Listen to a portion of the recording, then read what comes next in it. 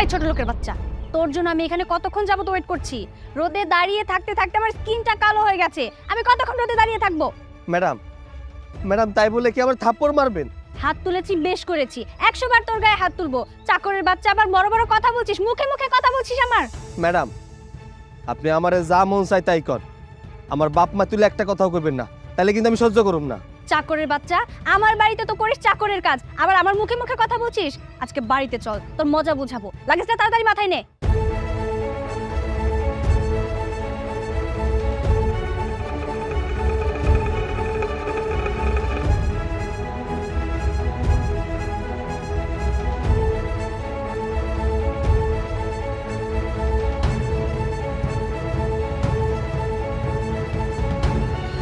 বাবা, বাবা, বাবা, কোথায় তুমি? কি হয়েছে রে মা? কি হয়েছে বল। কি হয়নি সেটা বলো। এই চাকরের বাচ্চাটা ও আমার মুখে মুখে তর্ক করেছে, আমার সাথে খারাপ ব্যবহার করেছে। কি বলিস? এই ফকিন্নির বাচ্চা, তোর কত বড় সাহস, তুই আমার মেয়ের সাথে খারাপ ব্যবহার করছিস? ম্যাডাম, আপনি সব কি কন? আমি আপনার সাথে কি খারাপ ব্যবহার করছি? এই চুপ, একদম মিথ্যা কথা বলার চেষ্টা করবি না। বাবার সামনে ভালো সাজছিস, তোর রূপটা বাবা খুব ভালো করে এখন বুঝতে পারছে যে তুই আমার সাথে ঠিক কি কি করতে পারিস। বাবা, তুমি কিছু বলবে না ওকে? তোর কত বড় সাহস! দাঁড়া, মোরসালেন, মোরসালেন, এদিকে আয়। ওর কত বড় সাহস তোর বোনের সাথে খারাপ ব্যবহার করছে। বাবা, শুধু তাই না, ও তো আমার সাথে খারাপ ব্যবহার করেছে, কিন্তু তার সাথে সাথে ও আমার গায়ে হাত পর্যন্ত দিয়েছে। ওর উদ্দেশ্য অনেক খারাপ বাবা। ম্যাডাম, আপনি সব কি কন? মিথ্যা কথা কইতেছেন কি লেগা? এই চুপ, আর একটা কথা বলবি না। তোর মারতে মারতে বাড়ি থেকে বের করে দিব। মোরসালেন, ওরে মার, মারতে মারতে বের কর। আমরা একটা কাম করি, আমি থানায় ফোন দিই, থানায় ফোন দিয়া এই ছোট লোকের বাচ্চারে পুলিশে ধরাই দেই। ভাইজান, ভাইজান আপনি সব কি কন? আমারে পুলিশে দিবেন কেন? আমি তো এমন কিছু করি নাই। দেখেন, আমি গরিব মানুষ, আমারে পুলিশে দিয়েন না। আর ম্যাডাম যা কইতাছে সত্য কথা না, একদম মিথ্যা কথা। এই চুপ, আর একটা কথা বলবি না। ওরে পুলিশে দেওয়া যাবে না। ওরে মার, মারতে মারতে বাড়ি থেকে বের কর, মার।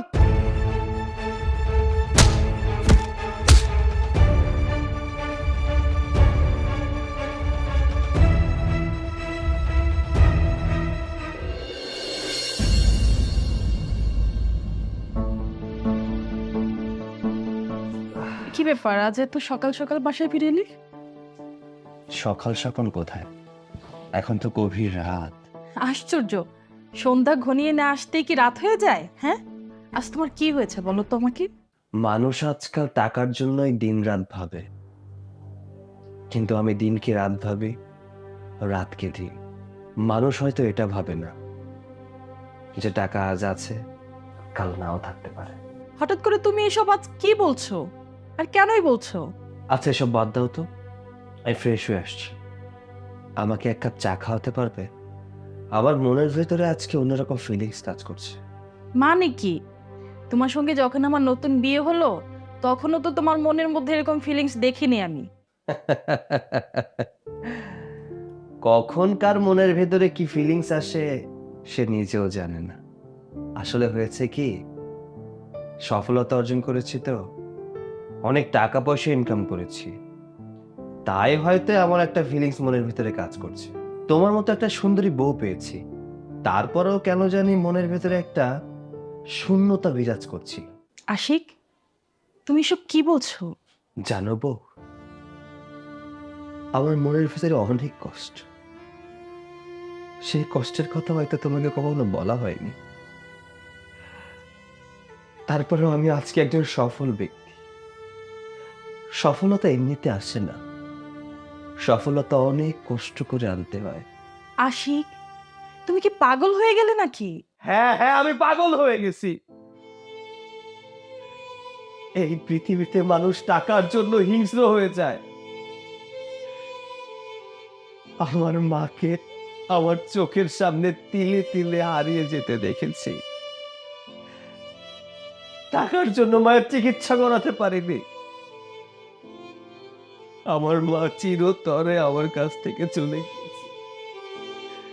এখন আমি মায়ের কবরের কাছে গিয়ে বলি, মা দেখো, আজ কোটি কোটি টাকার মালিক হয়েছে, আমি শিল্পপতি। আমি, তুমি দেখতে পাচ্ছ যে টাকার জন্য আমি তোমার চিকিৎসা করাতে পারিনি। সেই টাকা আমি প্রতিদিন 2 হাতে ওড়াই, 2 হাতে ওড়াই। সুসাইড। আশিক, তুমি এভাবে আর কেঁদো না প্লিজ। তুমি এভাবে কান্না করলে আমার অনেক কষ্ট হয়।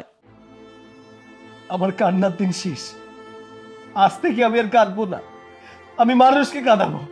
তুমি দেখো, আমি মানুষকে কাঁদাবো। May coming sir. Yes come in. Sir, আমার সিভিটা জমা দেওয়া ছিল, আর আজকে আমার ইন্টারভিউ দেওয়ার ডেট। কিরে সৈকত, তুই এখানে? আমি সৈকত চৌধুরী, সৈকত গ্রুপ অফ ইন্ডাস্ট্রিজের মালিক। একজন কোম্পানির মালিকের সাথে তুমি করে নয়, আপনি করে কথা বলতে হয়, তার নাম ধরে নয়, স্যার বলে কথা বলতে হয়। এতটুকু ম্যানার কি আপনার ভেতরে নেই? স্যার, আমার একটা চাকরির খুব দরকার। আমার বাবা অসুস্থ, তার চিকিৎসার জন্য অনেক টাকা লাগবে, আর তাই আমার চাকরিটা খুব দরকার। স্যার প্লিজ চাকরিটা আমাকে দিবেন। আপনার চাকরির প্রয়োজন আমার অফিসে? আচ্ছা ঠিক আছে, আমি আপনাকে চাকরি দিব, তবে একটা শর্ত আছে। শর্ত? কি শর্ত? আপনি আমার অফিসে চাকরানির কাজ করতে পারেন। আমি যখন অফিসে আসব, আমার জুতা পরিষ্কার করে দেব, আর যখন আমি অফিস থেকে বাইরে যাব, তখন জুতা পরিষ্কার করে দেব। কি পারবেন তো?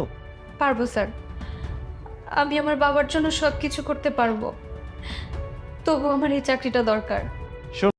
এই যে খাসা পাখনা মিক্স ইউটিউব চ্যানেল আছে, এই ইউটিউব চ্যানেলে শর্ট ফিল্ম পাইবা। আপনারা সবাই এই ভিডিওটা বেশি বেশি করে লাইক কমেন্ট সাবস্ক্রাইব করে দিবেন, কারণ সবাইকে দেখার জন্য সুযোগ করে দিবেন প্লিজ। ধন্যবাদ। আরও ভিডিও ভালো ভালো পেতে হলে আমাদের পেজটি, আমাদের চ্যানেলটি সাবস্ক্রাইব করে রাখুন। এটা দরকার। শুনুন, এই পৃথিবীতে মায়া কান্নার কোনো লাভ নেই। শুধুমাত্র এই পৃথিবীতে একটা জিনিসেরই দাম আছে, সেটা হলো টাকা। যার কাছে যত টাকা আছে তার দাম তত বেশি। আপনি যদি রাজি থাকেন তাহলে আগামীকাল থেকে যোগদান করবেন চাকরানির পোস্ট। কি পারবেন তো? আগামীকাল থেকে আপনার এই অফিসে আমি চাকরানির পোস্টে যোগদান করব। আমি আপনার সব শর্ত মেনে নিলাম।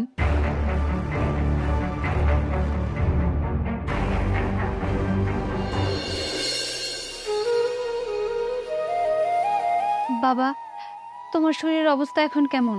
না রে মা, আমার শরীরটা তেমন ভালো না। বাবা, তুমি একদম কান্নাকাটি করবে না, তোমার কোনো চিন্তা নেই। আমি চাকরি পেয়েছি, আমি অনেক বড় চাকরি পেয়েছি। এবার তোমাকে চিকিৎসা করাবো, অনেক বড় ডাক্তার দেখাবো, তোমার আর কোনো ভয় নেই, তুমি সুস্থ হয়ে যাবে। না রে মা, আমার আমার তুই ধরে রাখতে পারবি না আমার চিকিৎসার জন্য রে মা। তুই তুই সবকিছু শেষ করে দিয়েছিস রে মা। বাবা এইভাবে বলো না, আমার সামনে তুমি তিলে তিলে শেষ হয়ে যাবে। আমি তোমার মেয়ে হয়ে সেটা কখনোই মেনে নিতে পারবো না। আমি ডাক্তারের সাথে কথা বলেছি, ডাক্তার বলেছে তোমাকে কয়েকদিন যদি ভালোভাবে আমি চিকিৎসা করাই, তুমি আবার আগের মতো সুস্থ হয়ে যাবে বাবা।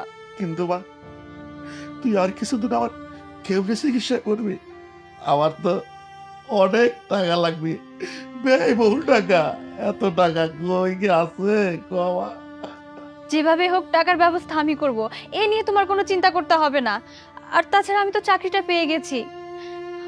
আমার সামনে আমার বাবার লাশ, এটা আমি মেয়ে হয়ে কখনো মেনে নিতে পারবো না বাবা। খবরদার, তুমি আর এই ধরনের কথা কখনোই বলবে না। মারে, আল্লাহ আমার এই পাপের শাস্তি দিতেছে। আমি কত মানুষের বিনা অপরাধে চাকরি থেকে না করে দিছি। আমার এই বাড়ির কাজের ছেলে রে আমি দূর দূর করে মারতে মারতে বাড়ি থেকে বের করে দিয়েছি রে মা। আল্লাহ আল্লাহ ছাড় দেখ, ছেড়ে দেয় না রে মা। বাবা, পাপ কি তুমি একা করেছো? পাপ তো আমিও করেছি, আমিও পাপী। তাই হয়তো আল্লাহ তাআলা আমাদের পাপের শাস্তি এভাবেই দিচ্ছে। কিন্তু আমি চিন্তা করছি না, আমি শুধু তোমাকে নিয়ে ভাবছি যে কিভাবে আমি আমার বাবাকে সুস্থ করে তুলবো। কিন্তু তুমি চিন্তা করো না, আমি তোমার সাথে আছি, আমি তোমাকে চিকিৎসা করে ভালো করব। আমরা ভালো হয়ে যাব বাবা।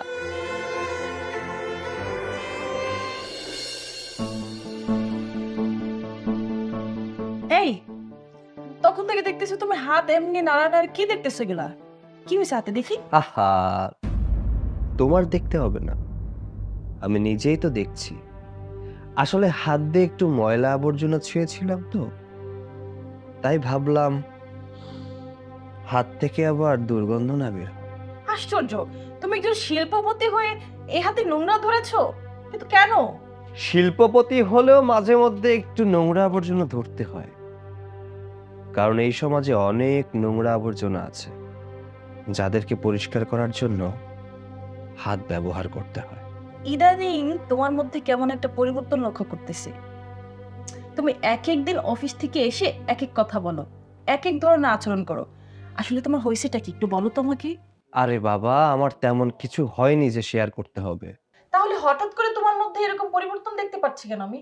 শোনো, কোনো মানুষ চিরদিন এক থাকে না, মানুষ পরিবর্তনশীল। সময়ের সাথে সাথে মানুষ পরিবর্তন হয়ে যায়।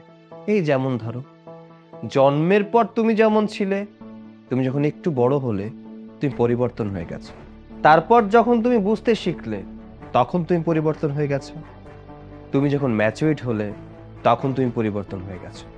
তুমি এখন ম্যারিড পারসন, দেখো তোমার পরিবর্তন কতটা হয়ে গেছে। এর জন্যই তো বলে মানুষ পরিবর্তনশীল।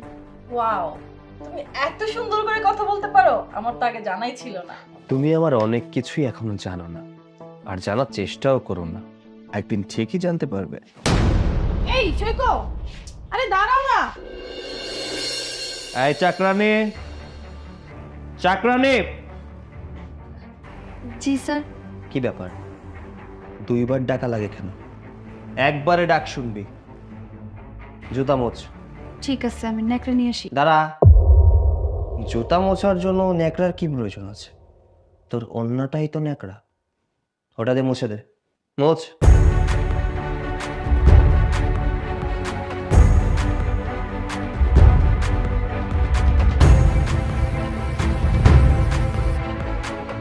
এটা মোছ।